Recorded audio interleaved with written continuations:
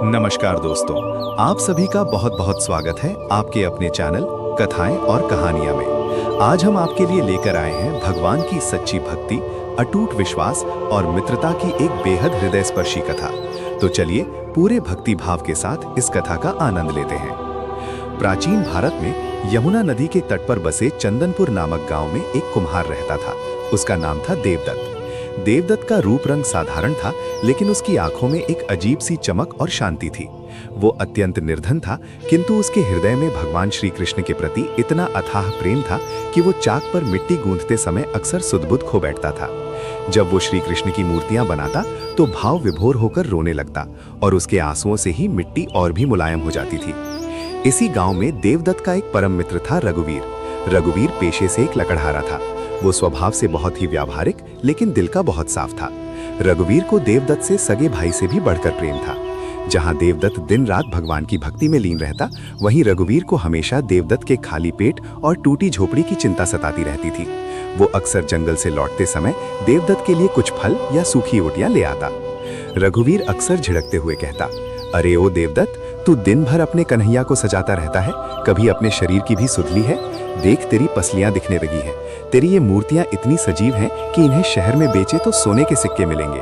देवदत्त बस अपनी मासूम मुस्कान बिखेरते हुए कहता, मेरे भाई रघुवीर, जब मेरा कन्हैया मेरी इस टूटी झोपड़ी की मिट्टी से खुश है, तो मैं उसे शहर के बाजारों में क्यों बेचूं?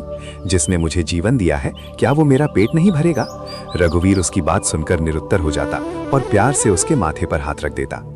चंदनपुर गांव में एक अत्यंत धनवान और अभिमानी व्यापारी रहता था, सेठ भद्रसेन। उसने गांव के बीचों बीच संगमरमर का एक भव्य मंदिर बनवाया था। सेठ को अपनी दौलत और अपनी दिखावे वाली भक्ति पर बहुत घमंड था।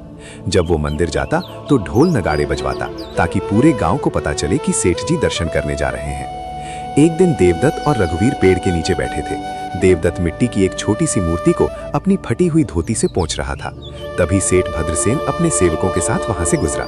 देवदत्त की झोपड़ी और उसकी गरीबी देखकर सेठ ने उपहास करते हुए कहा, क्यों रे देवदत्त, सुना है तू बहुत बड़ा भक्त है। रात दिन तू जिस कृष्ण को पुकारता है, उसने तुझे दिया ही क्या है? एक फटे पुराने कपड़े और ये मिट्टी। देख मुझे, मैं भगवान को सोने के मुकुट पहनाता हूँ, इसलिए उन्होंने मुझे कुबेर सा धन दिया है। तेरी भक्ति तो पूरी तरह व्यर्थ है। ये सुनकर रघुवीर का खून खौल उठा। वो अपनी कुल्हाड़ी पकड़कर सेठ की ओर बढ़ा और गुस्से से बोला, सेठ जी, अपनी दौलत का अहंकार अपने महल में रखिएगा। मेरा मित्र देवदत्त जो एक आंसू अपने ठाकुर जी के लिए बहाता है, वो आपके सारे खजाने से ज्यादा कीमती है। इससे पहले की बात बढ़ती, देवदत्त ने तुरंत उठकर रघुवीर का हाथ पकड़ लिया और सेठ के आगे हाथ जोड़कर अत्यंत कोमलता से बोला, सेठ जी सत्य कहते हैं रघुवीर, मेरे पास देने को केवल मेरे आंसू और ये मिट्टी ही तो है। और सेठ जी, आप धन्य हैं जो आप प्रभु को इतना कुछ अर्पण करते हैं। भगवान आप पर सदैव कृपा बनाए रखें। देवदत्त की ये निश्चलता देखकर सेठ भद्रसेन झेप गया और बड़बड़ाता हुआ वहां से चला गया। रघुवीर ने आंखों में आंसू भरकर कहा, तू इतना सीधा क्यों है देवदत्त? कोई तेरा अपमान करके चला गया और तू उसे दुआ दे रहा है? देवदत्त ने मुस्कुराकर रघुवीर को गले लगा लिया और कहा, उसमें भी तो मेरा वही कन्हैया बोल रहा था मित्र, मैं अपने प्रभु से कैसे लड़ सकता हूँ? कुछ ही दिनों बाद गांव में प्रकृति का भयानक कहर टूटा। आसमान काले बादलों से घिर गया और मूसलाधार बारिश के साथ भयंकर तूफान आ गया। यमुना नदी उफान पर आ गई और उसका पानी गांव के किनारों तक पहुंचने लगा।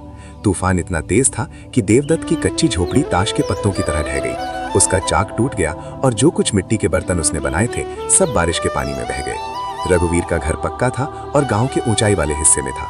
जैसे ही तूफान थोड़ा थमा, रघुवीर पागलों की तरह अपने मित्र देवदत्त को खोजता हुआ उसकी झोपड़ी की तरफ भागा।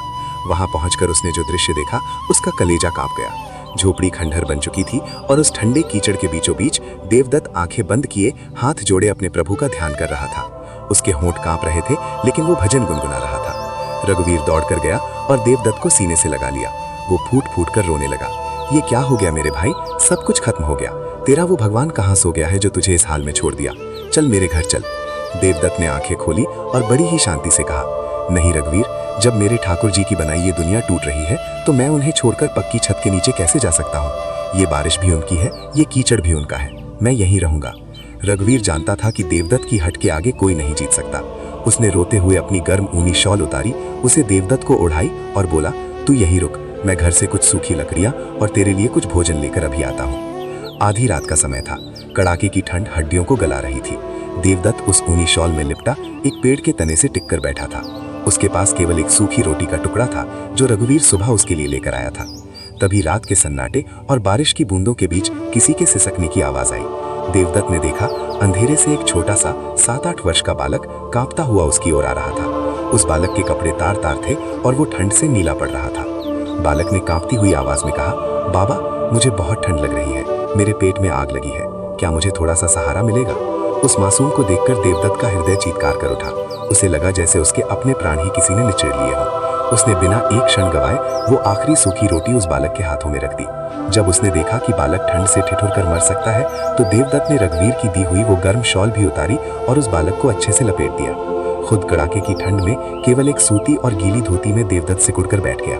उसका शरीर बुरी तरह कांप रहा था, लेकिन उसके चेहरे पर एक अलौकिक संतोष था। बालक ने रोटी खाई और देवदत्त की आंखों में देखकर पूछा, बाबा, आपने अपना एकमात्र सहारा मुझे दे दिया, अब आपका क्या होगा?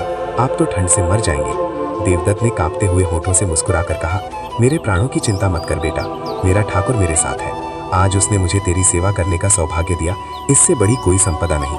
तू खुश है तो मेरा कन्हैया खुश है। ये सुनते ही बालक की आंखों में अद्भुत प्रेम उमड़ आया। उसने अपने छोटे छोटे हाथों से देवदत्त के गालों को छुआ और फिर रात के उस घने अंधेरे में कहीं विलीन हो गया। देवदत्त ठंड के कारण धीरे धीरे अचेत हो गया। अगली सुबह जब सूरज की सुनहरी किरणें खिली, तो गांव वालों के साथ रघुवीर और सेठ भद्रसेन भी देवदत्त की झोपड़ी की तरफ आए। रघुवीर के हाथों में खाना और कपड़े थे, लेकिन वहां पहुंचकर सभी की आंखें फटी की फटी रह गईं। जहां कल रात तक कीचड़ और खंडहर था, वहां अब एक अत्यंत सुंदर और मजबूत कुटिया खड़ी थी। कुटिया के बाहर जो कच्ची मिट्टी बह गई थी, वो अब चमकते हुए स्वर्ण में बदल चुकी थी। रघुवीर पागलों की तरह भागता हुआ कुटिया के अंदर गया। उसने देखा कि देवदत्त गहरी नींद में सो रहा था और उसके चेहरे पर एक दिव्य तेज था। और सबसे बड़ा आश्चर्य, देवदत्त के सिरहाने भगवान श्री कृष्ण की एक अत्यंत मनमोहक और अलौकिक मूर्ति रखी हुई थी और उस मूर्ति के चारों ओर वही ऊनी शॉल लिपटी हुई थी जो रघुवीर ने रात को देवदत्त को पहनाई थी। रघुवीर सब कुछ समझ गया। वो जमीन पर गिरकर जोर जोर से रोने लगा। उसकी चीख में दर्द नहीं, बल्कि अपने मित्र की सच्ची भक्ति को देखकर उपजा असीम आनंद था। तू जीत गया मेरे देवदत्त, तेरा कन्हैया सच में आया था। रघुवीर के आंसुओं से देवदत्त के पैर भीग गए। देवदत्त की आंख खुली। जब उसने सामने अपने प्रभु की मूर्ति और रघुवीर को देखा, तो वो भी अश्रुधारा के साथ भगवान के चरणों में गिर पड़ा। उसे समझ आ गया कि रात को आने वाला वो भूखा और कांपता हुआ बालक कोई और नहीं, स्वयं त्रिभुवन के स्वामी थे। ये दृश्य देखकर बाहर खड़े सेठ भद्रसेन के हाथ से उसकी सोने की छड़ी छूटकर गिर पड़ी।